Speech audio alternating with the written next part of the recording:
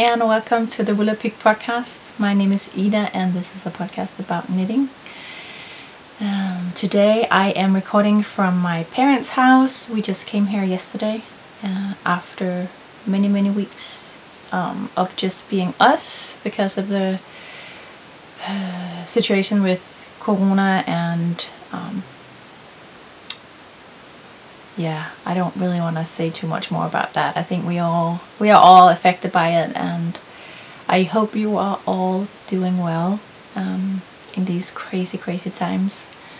We are doing fine. We've been lucky that both Jakob and I have been home, along with, I know everybody's been home, but we haven't really had a lot of work to do, so it hasn't really been stressful for us. So we've been really lucky in that way, and have actually quite enjoyed our time together. And we've been on many.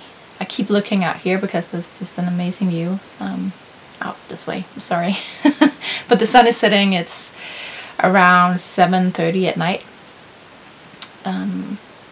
Yeah. So anyway, we've been out on a lot of different lovely trips around where we live in Roskilde. So we have a car, and that has been lovely because that way we have been able to drive out in the countryside and just being out in nature without being among a lot of other people. Yeah, so today is April 17th, and yesterday or tomorrow was supposed to be day 1 of Fiberfolk, but we've had to reschedule that, obviously because of the situation with the virus and everything. So we just decided to go visit my parents instead. Yeah, but I have brought some knitting that I wanted to show you.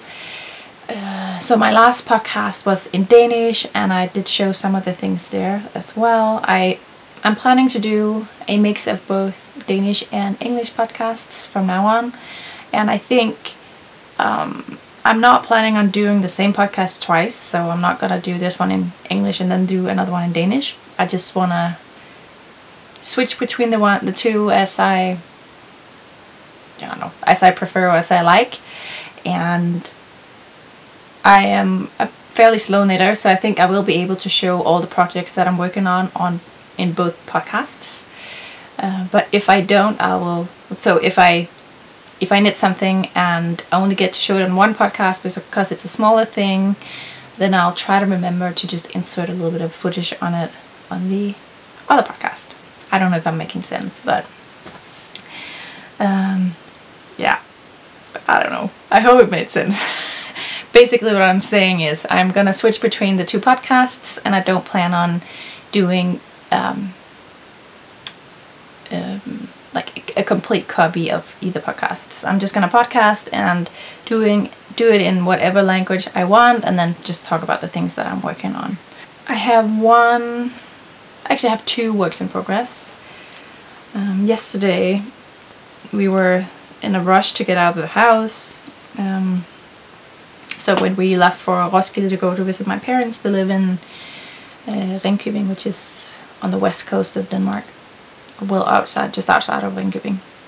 And yeah, so it's a longer drive to get here, and I just wanted something that was pretty mindless, and I didn't really have that on my needles, or I didn't have that at that time.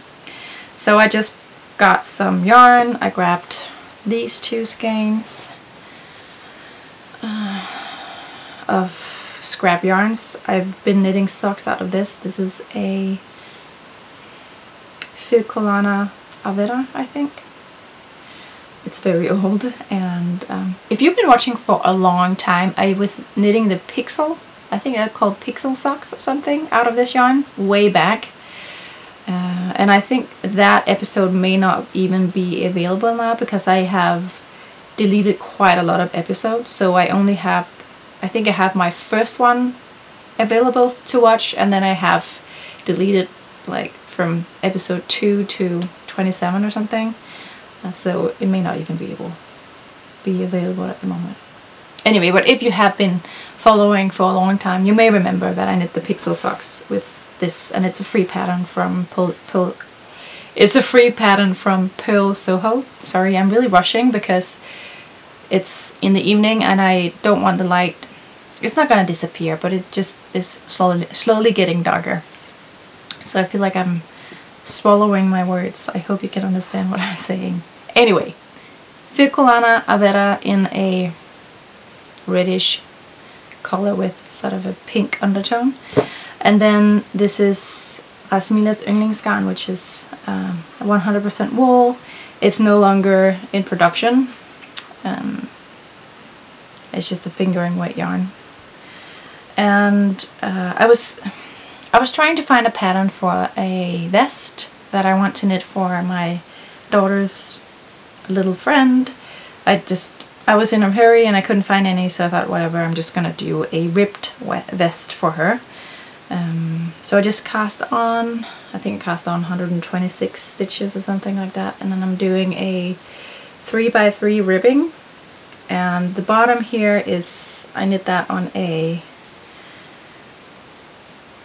is it a 4mm, I think, needle, and then around here I switched to a 5mm needle, and I think my plan is just to do ribbing the whole way, and then I want to do a picot edge for the what's that called, armhole.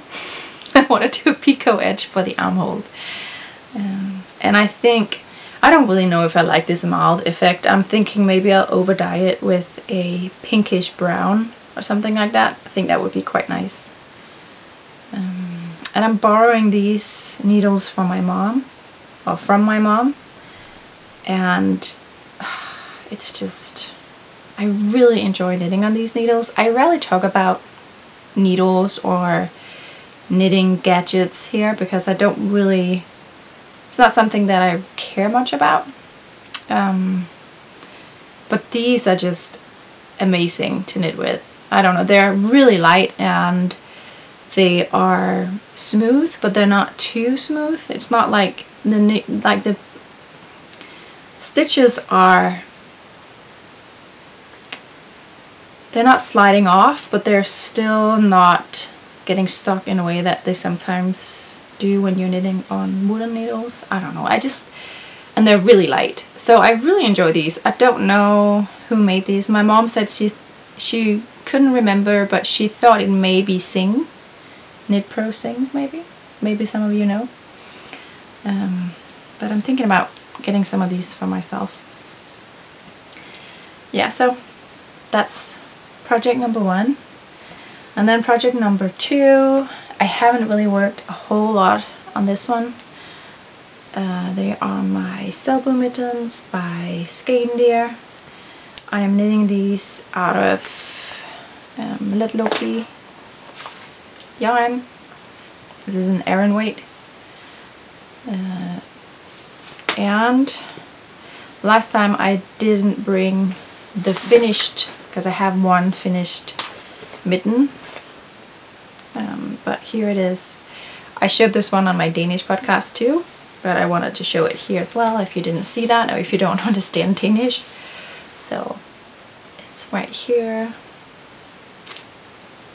I'm not going to say a whole lot about it because I already did, but it's a really fun beginner project for color work, and I'm not really that experienced with color work, and I also find it quite difficult to get the stitches even, but I'm quite happy with these. I think I did an okay job. So I don't know, I really want to get, this one has been resting for quite a while now, and I think I need to get going, so it's just off the needles and it would be ready for fall, and I don't have to stress about it, which I sometimes do when knitting and laying around for a long time. So that's something that I want to do fairly soon. Okay, then I have 2 finished objects. And the reason I'm doing the podcast now is because tomorrow we are gonna go see my little nephew. We actually already saw him today, but He's almost 6 weeks old now, and we haven't seen him because of the virus. But I held on gifting him this little thing because I wanted to show you on the podcast, and we're gonna see them again tomorrow. So I didn't get to hold him or anything again because of the virus, but he is super cute. So hopefully soon I can hold him. But look at this. I hope you can see them. I just think they're so cute. This is a modified version of the Rønne overalls by Omhu, or by Anne-Sophie Jespersen, which is a Danish designer who is called, she just changed her Instagram name, I can't remember what it's called, but she used to be called Nordisk Strik. And the book is called Omhu, like I said, and it's only available in Danish, I believe. But it's just, and the yarn is a it's a discontinued base. It's a DK weight, and DK weights just never really sold for me. But it's just a very, very lovely British merino yarn. It's super plump and soft, and just as I was knitting with it, I almost wanted to get the base back just because it's so wonderful to work with. But it's more money to buy a sweater's worth of DK weight yarn. Basically, you need more skeins, so it's just a lot of money to invest in a project. So I get it. I understand why people are not buying it, at least not when it's hand dyed.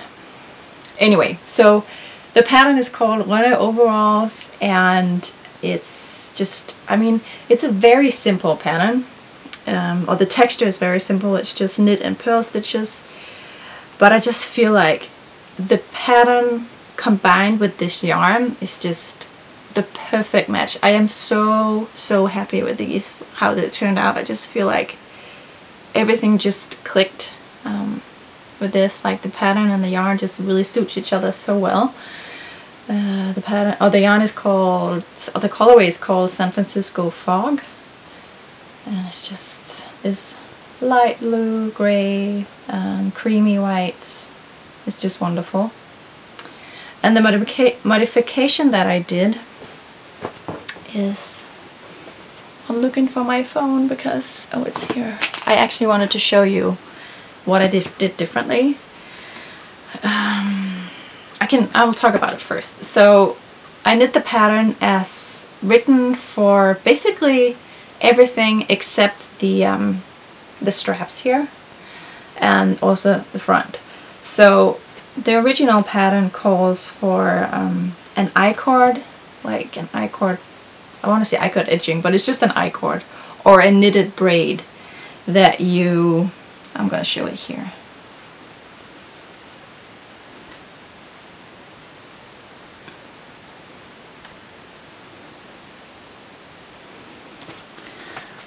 Okay, so I'm just showing you, this is the back. And these are made by Trine and Nina, as you can see up there. I just found them on Instagram. So this is the original pattern, where you have an I-cord that kind of goes through 2 holes in the back of the garment, and then it runs through up here in the front. And I just thought that for a baby, this is a size 6 months old, that was just really not practical, seeing as he is laying a lot on his back, and having those like I-cord things on the back just didn't seem like a nice thing to do. And I also didn't really like the look of it. I think it just doesn't, I just don't like the look of it. I don't really have anything else to say about it. It's just not something that I prefer. So I wanted to do straps, so instead I just knit as the pattern told me to, and then I did a 2 straps here instead. So I obviously omitted the 2 yarn overs for the holes that you're supposed to do. I knitted the straps, and for the front I don't know if you can see, I knit as long as the pattern told me to. Then I cast off, I think maybe 6 stitches here, or 5 stitches, and then I did a purl row, And then I did another, I don't know what's that, 2 centimeters of knitting, and just folded it over, sewed it down, so it has sort of a nice neat edging up here. And I used some other yarn because I wasn't sure that I would have enough yarn for the straps. And I just really like the way they turned out. I think, I don't know. I'm just so happy with these. And they took me 2.5 days to knit. I just really enjoyed the process, the pattern, the yarn, the colors, everything. It was just perfect. And my mom had these cute little, I guess you would call them sea green colored buttons that just matches perfectly. So really happy about this. So you know, that's why I'm doing the podcast, because I needed to show you these before I give them to my nephew. The last thing that I have to show is another finished object,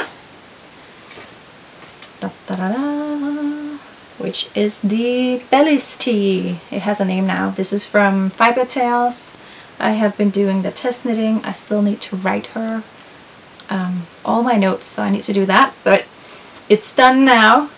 And it used 183 grams of my superwash merino and natural bamboo color yarn base, and the colorway is called, I can't even remember, ballerina, I think. So this is the back. It's just a very simple tee.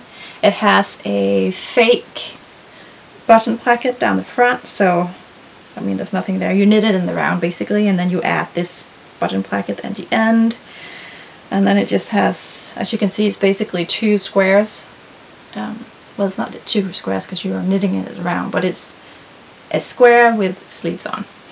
And I really like that fit, where, I don't know, I feel like it suits a lot of women quite nicely when the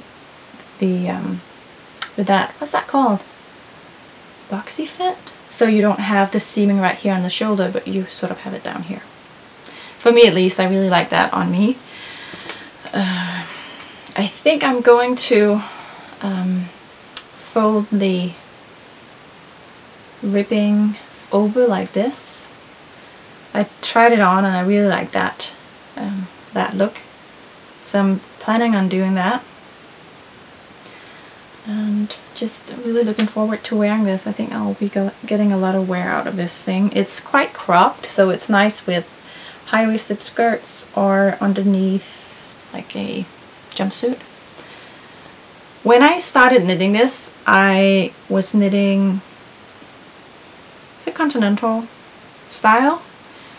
Yeah, so when I learned how to knit, I was watching YouTube videos, and that was throwing. So I was throwing the yarn with my right hand. And then I did that for a couple of years, and then I decided I wanted to learn the continental style. Oh my god. Where you hold it in your left hand, you have the yarn in the left hand, so you sort of, I don't even, look it up on YouTube. Basically, so when I was knitting this, I did it where I was holding it in my left hand because I'm a little bit quicker that way. But my tension has never been that good when I'm doing knitting, holding the yarn in my left hand. It's just very uneven. Whereas when I do it in my right hand, it's a lot slower, but it's just a very nice even tension throughout the yarn, or throughout the garment. And then as I was knitting this, holding yarn in my left hand, you may see down here at the bottom, you can see this just a little more uneven down here at the bottom. And then when I got to maybe around here, I figured out a way to hold the yarn where I basically had the thread of yarn just wrapped around my finger one more time. And that really did something for the tension. It was a lot easier for me to hold the tension. So the top part is a lot more even in the knitting than the bottom part is. And that also means that the top part, the gauge is a little tighter than it is on the bottom. So it does flare out a little bit at the bottom. I don't know if you can see that. It's just a little wider at the bottom than it is at the top. Doesn't really matter. For me, it's just more of an A-line shape. But it's just very interesting, and I'm really happy that I found out a way to hold the yarn in my left hand where the tension is more even, because that means that I can knit, when I knit in the round stockinette stitch, that I can knit a little faster and still get a nice result. So I just thought it was interesting how you can actually see it in the garment. I don't know if you can see it on the camera, I hope you can, but yeah, that was just fun. Yeah, that was it. I have brought these two lovely skeins of yarn with me. This is the silk mohair. I was talking about that on my Danish podcast. I just started dyeing silk mohair and I'm so in love with it. I think they are just so much fun to dye and the colors are amazing. So this is the same colorway called Beachcomber. And I brought these two because I want to wind them up, and then I have a pattern in my mind that I want to knit, like a shawl. And in my head it looks beautiful, but it's quite simple. But yeah, I hope it will be as I imagine it to be, because I would like to have a pattern that I could sell along with the yarn to make kits and things like that. I feel people are often asking about that when I am at just knitting shows. So that's my plan, to try that out, and wish me luck with that one. I think yeah, you'll see if how it turns out, if it turns out. But in my head it's a beautiful pattern, and then we'll just hope it's gonna be a beautiful pattern in real life as well. Okay, I think that's it for now. I want to go downstairs now and play some games. I know they're playing a board game right now, and I want to go join my parents and my husband and his daughter, and my daughter is sleeping. So I hope you are all doing okay, and I will talk to you soon. Bye.